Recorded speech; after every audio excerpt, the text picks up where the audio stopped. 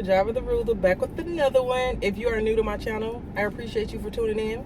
You know, hang out, get to know you, girl. If you are not new here, I say this 1,000 times. I consider y'all my A1 day ones, and the love and support is mutual. I love y'all like I know y'all for real. Like, I love y'all like we was taking baths together back in the day, or like we used to get our ass beat by our parents when we got in trouble back in the day. I love y'all, and without y'all, like, I would not have the motivation to keep moving forward all the time with this YouTube thing. And I know I've been gone for a minute. Now I'm back with the jump off. Anyways, let's get right into it. Now, if you are new here, my name is Rajava. I did 8.5 years in the Department of Corrections off of a 10-year sentence for trafficking in cocaine. Now, if you have any questions about anything I just said, I do have a channel documenting most of that information. So if you are like confused and you want to know a little bit more, you can go check out any one of those videos. I try to be as detailed as possible, but you know, when telling a story, it's hard to know which details you need to tell so you're not leaving people in the blind. So I do my best. If you have any questions and you don't feel like going to check out a video, you can drop a comment in the comment section. Either me or my A1 day ones to get to you, because even if I can't get to your comment, honey, they locked in. And if you locked in, ain't no switching up. So they can answer questions just as good as I can at this point. So as you can see by the title of the video, we will get into the different hustles in prison and how inmates make money. But I know y'all wondering about the whole casting thing, because I did a video all happy and excited talking about I was going to be casting this past week, and I have not updated y'all. So I was very excited about casting. I'm talking about, y'all seen the excitement in that video. Like, your girl was going to be on TV, okay? And then they hit me last weekend, and they told me that due to certain circumstances, they wouldn't need me for filming last week. Now, does that mean never in the future? No, because they didn't say that, okay? They could have easily told me, listen, girl, we want to move forward with somebody and it ain't you, okay? They ain't have no reason to try to sugarcoat it. It's just the circumstances for last week did not allow me to go filming. It hurted my feelings for like a split second, but then I remembered, like, you can't miss what you never had, okay? Now, had I already been started filming and then they told me, oh, we wasn't going to use that film, I probably would have been a little hurt, but we had never even started. So it is what it is. Okay, and that's what it is. You know, we keep pressing forward, you know, and even if that door is closed, one thing you have to always remember, if a door closes, it's because God didn't open it, okay? What door God opens, no man can close, and what door he closes, no man can open, okay? So we don't cry over spilled milk over here.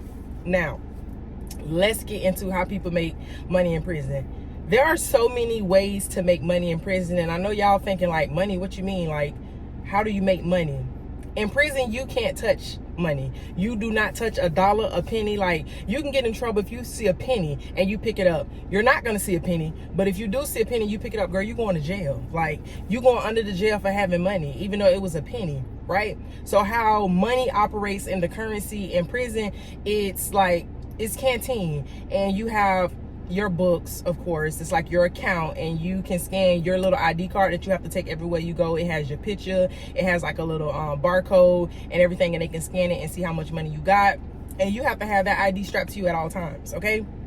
So you have like a little account that people can send money to from the outside. You cannot transfer money within any accounts in prison. Now, there are ways around that, but you cannot physically say, hey, I want to take 50 of my dollars and give it to this person. You can't do that, okay? You can't. That ain't how you transfer funds. It ain't like you can log into an app and transfer from account to account. You can't do that.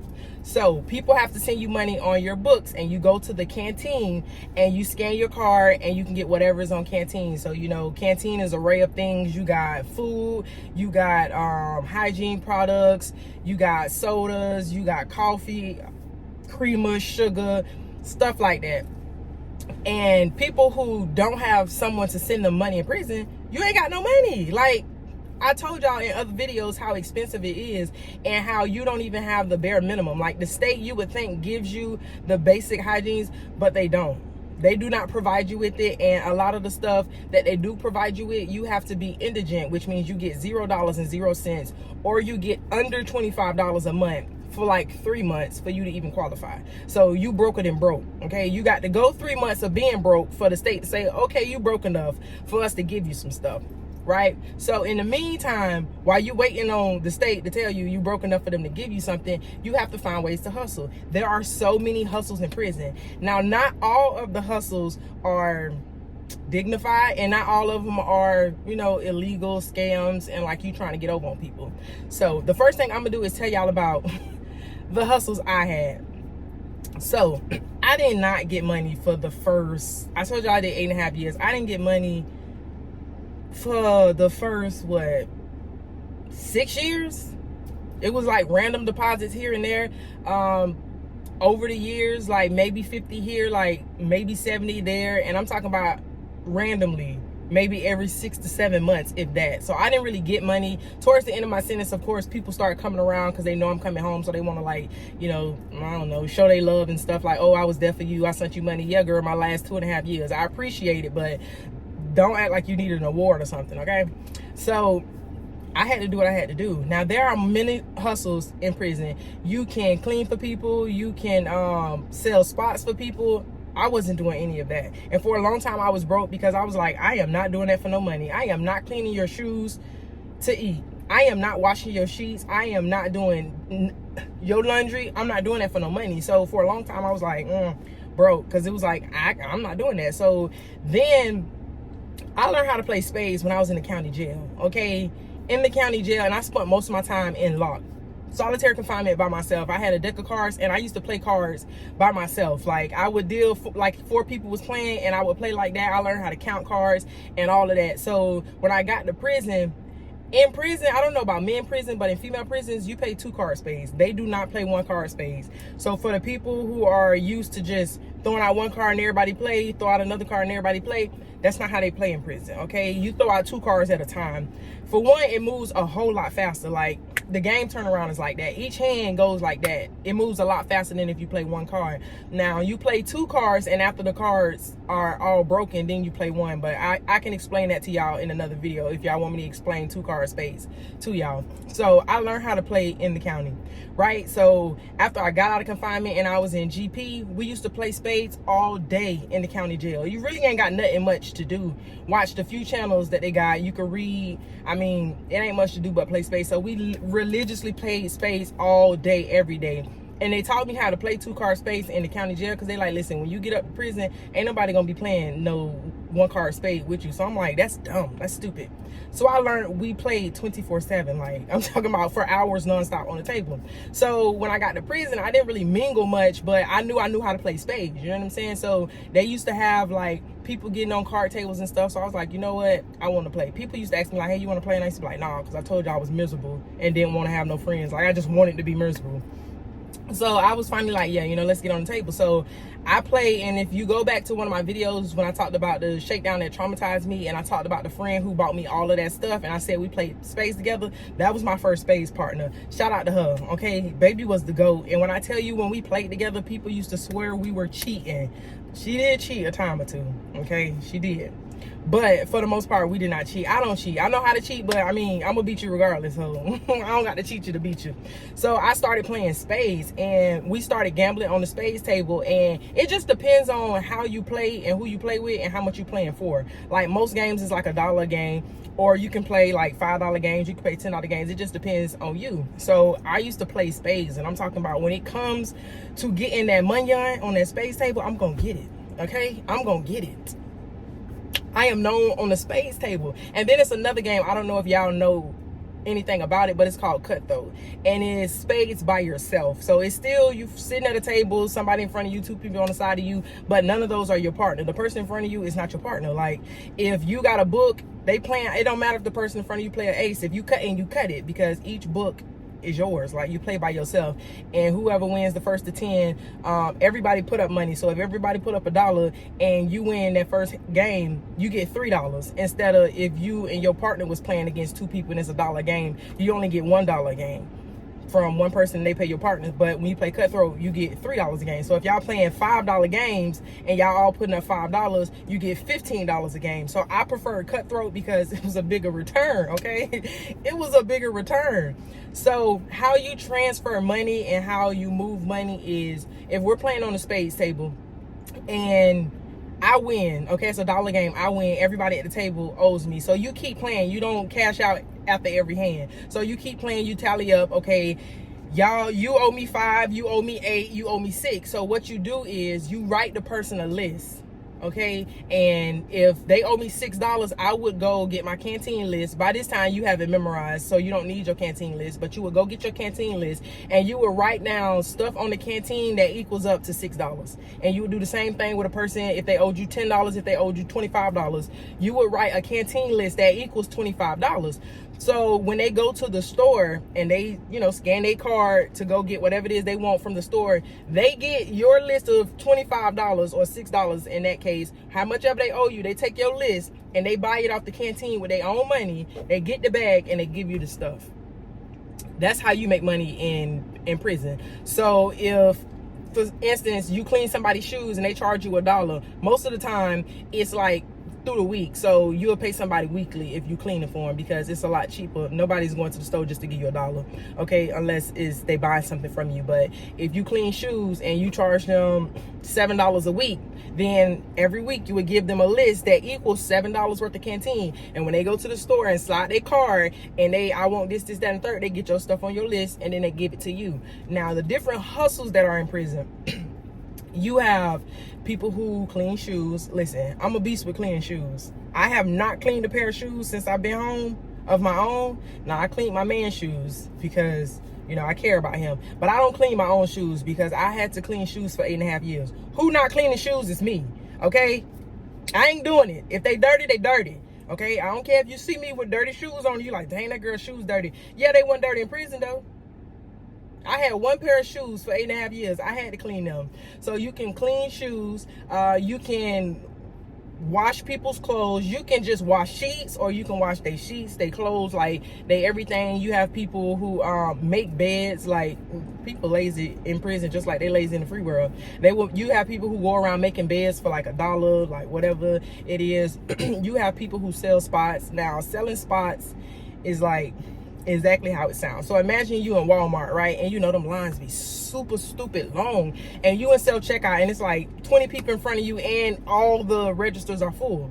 So the person that's in the front, that's next to go to whichever cash out self-checkout register, the person that's right there, imagine if they said, hey, if you buy this chapstick for me, you could go ahead and take my spot and you can go. You're like, okay, I'll buy your chapstick so I can not have to wait for 19 people to go so I can go on about my day. So it's the same thing in prison. The canteen lines is long, like the property lines is long, everything is long, excessively long, okay? And you have a small window. So Walmart, you got unlimited time until they close, but basically you got unlimited time. So even though there's 20 people in front of you, you go on a day you don't got nothing to do, you can sit there and wait. Ain't nothing pressuring you that you have to get done in a certain amount of time. In prison, if there's 20 people in front of you, that canteen is going to close at a certain time, whether it's 30 minutes, 45 minutes, whether it's supposed to be 2 hours, but a fight break out in the other yard, so now they shutting down the canteen. Baby, you gambling with how long the canteen line gonna be open. Or if they got to transport somebody from confinement to wherever, if death row got to come out, they got to close down the yard. Whatever the case is, they are liable to shut down the yard at any given time. If somebody in the canteen line is arguing about whatever it is, they liable to shut it down. So if you got 20 people in front of you, the chances are you ain't making it. Okay, you're not making it to the stove, and you might get another chance tomorrow. You might not. Okay.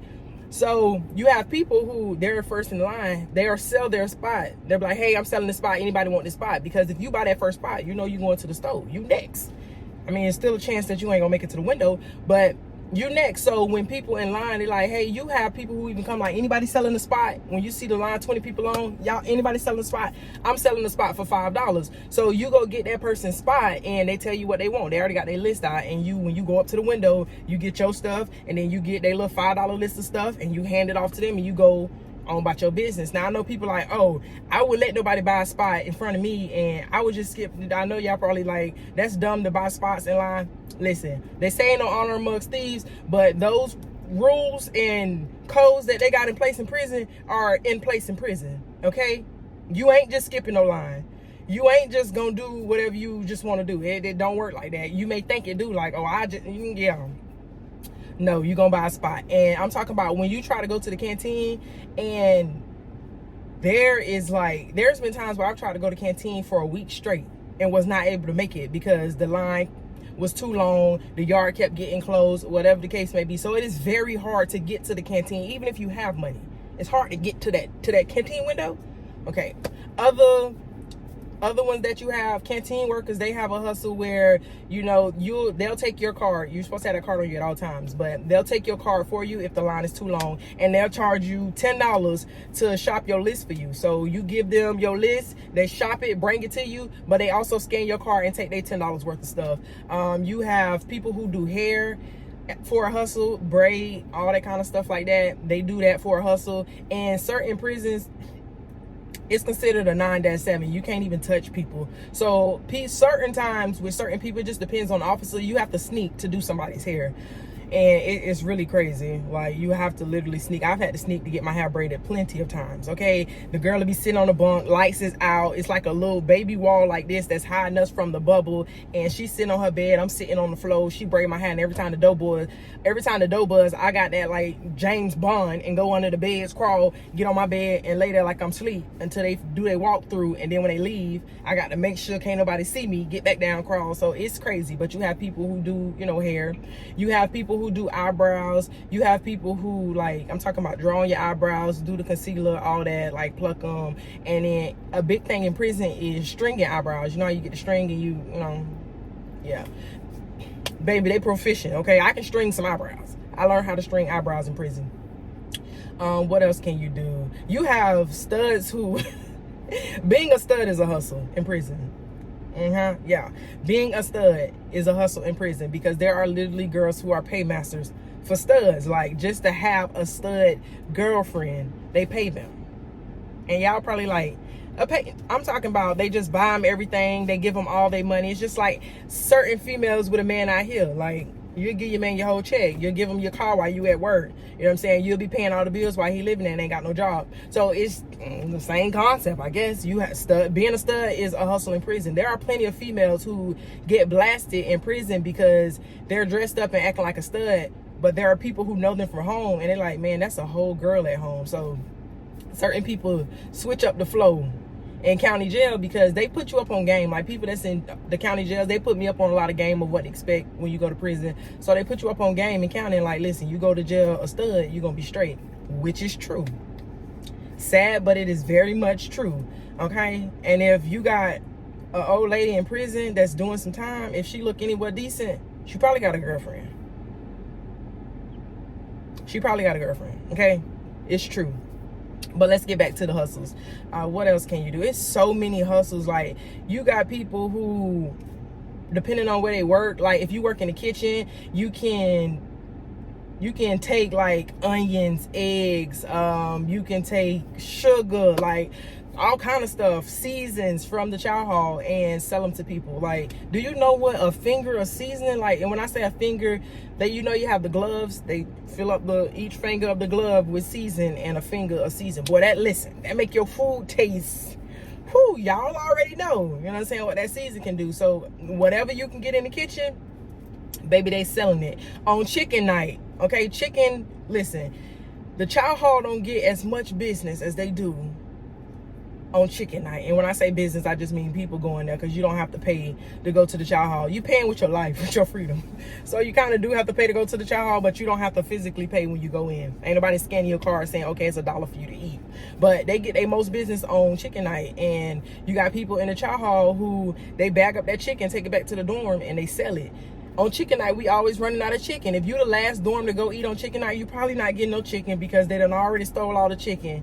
And it's gonna be in a dorm, okay, or whatever dorm is the culinary dorm, all the chicken in that dorm. So if you're the last dorm, you're not getting no chicken, because they done stole it to sell it.